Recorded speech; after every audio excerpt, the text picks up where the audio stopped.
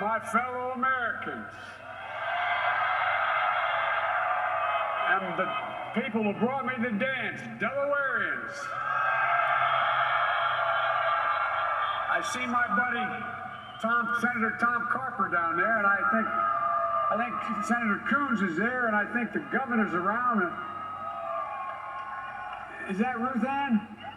And that former Governor Ruth Ann Minner. Most importantly, my sisters-in-law and my sister Valerie. Anyway. Folks, the people of this nation have spoken. They've delivered us a clear victory, a convincing victory, a victory for we the people. We've won with the most votes ever cast on a presidential ticket in the history of the nation. 74 million.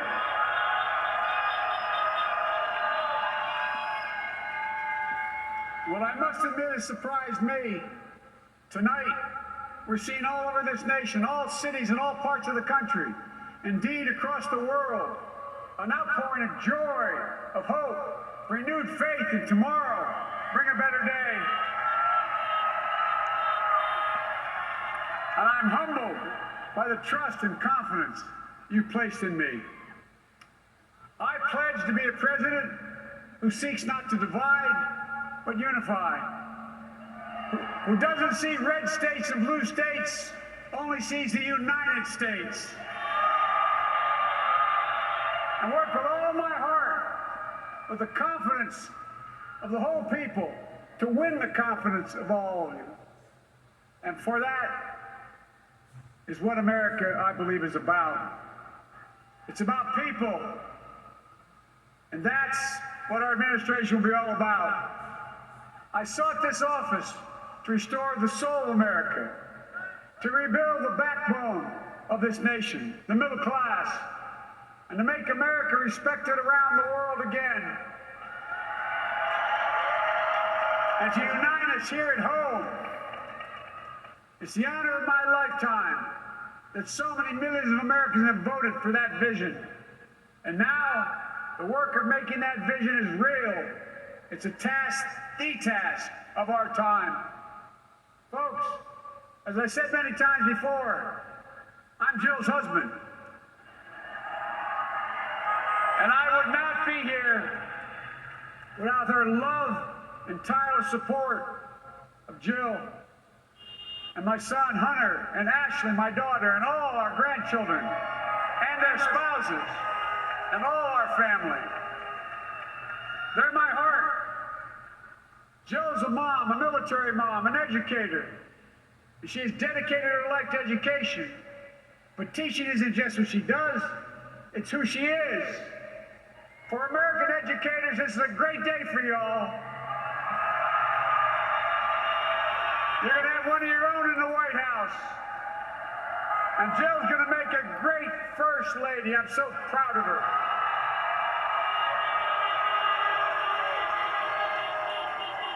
And I'll have the honor of serving with the fantastic Vice President you just heard from, Kamala Harris,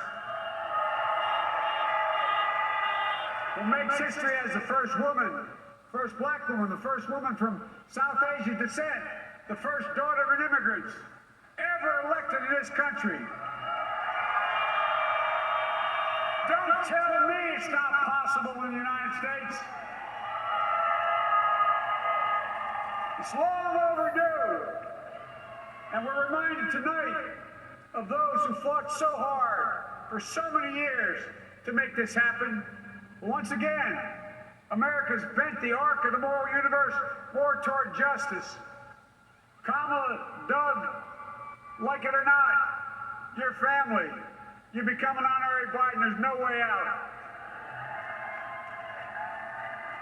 All those of you who volunteered and worked the polls in the middle of this pandemic, local elected officials, you deserve a special thanks from the entire nation. And to my campaign team and all the volunteers, and all who gave so much of themselves to make this moment possible, I owe you. I owe you. I owe you everything. And all those those who supported us. I'm proud of the campaign we built and ran. I'm proud of the coalition we put together, the broadest and most diverse coalition in history. Democrats, Republicans, Independents, progressives, moderates, conservatives, young, old, urban, suburban, rural, gay, straight, transgender, white, Latino, Asian, Native American. I mean it, especially those moments, and especially those moments when this campaign was at its lowest ebb. The African American community stood up again for me. You've always had my back, and I'll have yours. I said at the outset, I wanted to represent this campaign to represent and look like America. We've done that. Now that's what I want the administration to look like and act like. For all those of you who voted for President Trump, I understand the disappointment tonight. I've lost a couple times myself. But now, let's give each other a chance. It's time to put away the harsh rhetoric, lower the temperature, see each other again, listen to each other again. And to make progress, we have to stop treating our opponents as our enemies. They are not our enemies. They are Americans. They're Americans. The Bible tells us, to everything there is a season, a time to build, a time to reap and a time to sow, and a time to heal. This is the time to heal in America.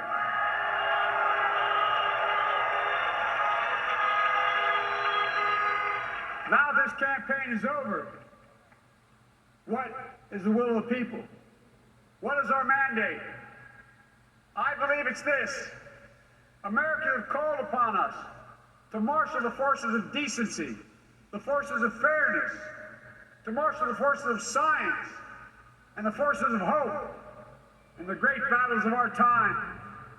The battle to control the virus, the battle to build prosperity, the battle to secure your family's health care, the battle to achieve racial justice and root out systemic racism in this country. And the battle to save our planet by getting climate under control. The battle to restore decency, defend democracy, and give everybody in this country a fair shot. That's all they're asking for, a fair shot. Folks, our work begins with getting COVID under control.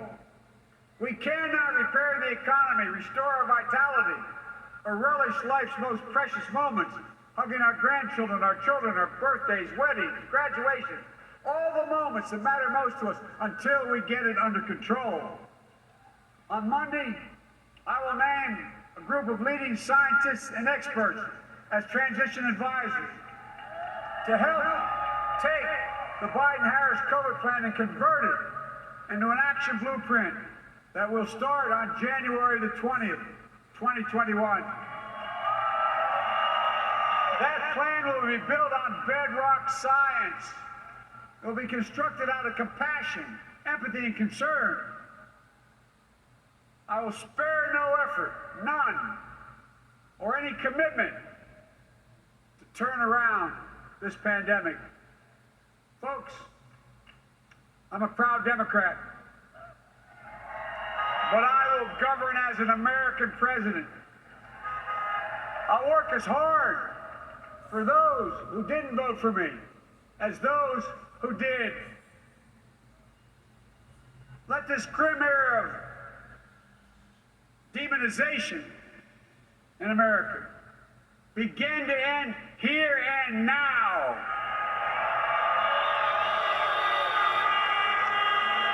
The refusal of Democrats and Republicans to cooperate with one another, it's not some mysterious force beyond our control. It's a decision, a choice we make. And if we can decide not to cooperate, then we can decide to cooperate. And I believe that this is part of the mandate given to us from the American people. They want us to cooperate in their interest. And that's the choice I'll make.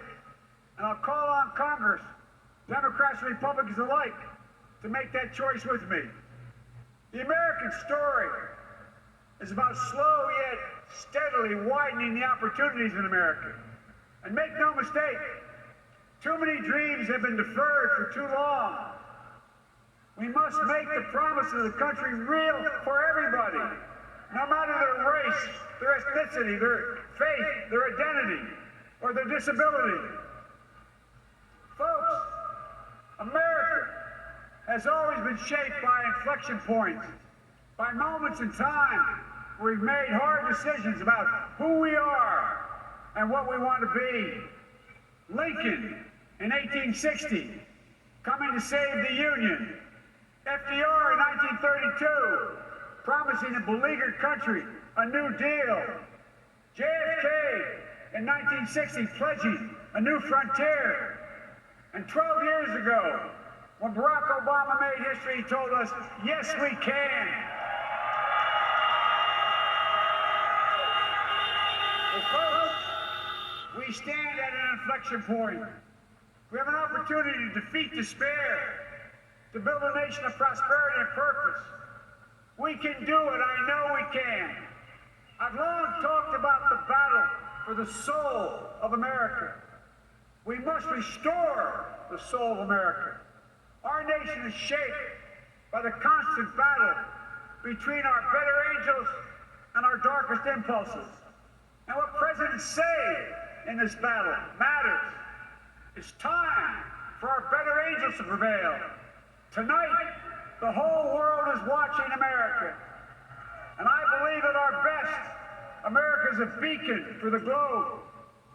We will lead not only by the example of our power, but by the power of our example. I've always believed, many of you heard me say it, I've always believed we can define America in one word: possibilities. That, in America, everyone should be given an opportunity to go as far as their dreams and God-given ability will take them. You see, I believe in the possibilities of this country. We're always looking ahead to an America that's freer and more just, ahead to an America that creates jobs with dignity and respect, ahead of America that cures diseases like cancer and Alzheimer's, ahead to an America that never leaves anyone behind, ahead of America that never gives up, never gives in. This is a great nation. It's always been a bad bet to bet against America. We're a good people. This is the United States of America. And there's never been anything we've been not able to do when we've done it together. Folks, in the last days of the campaign, I began thinking about a hymn that means a lot to me and my family, particularly my deceased son, Bo.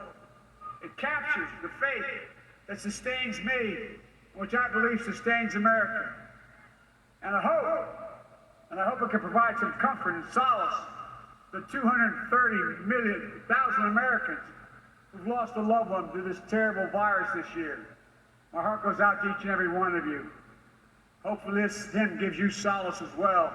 It goes like this: and he will raise you up on eagle's wings, bear you on the breath of dawn, and make you to shine like the sun, and hold you in the palm of his hand.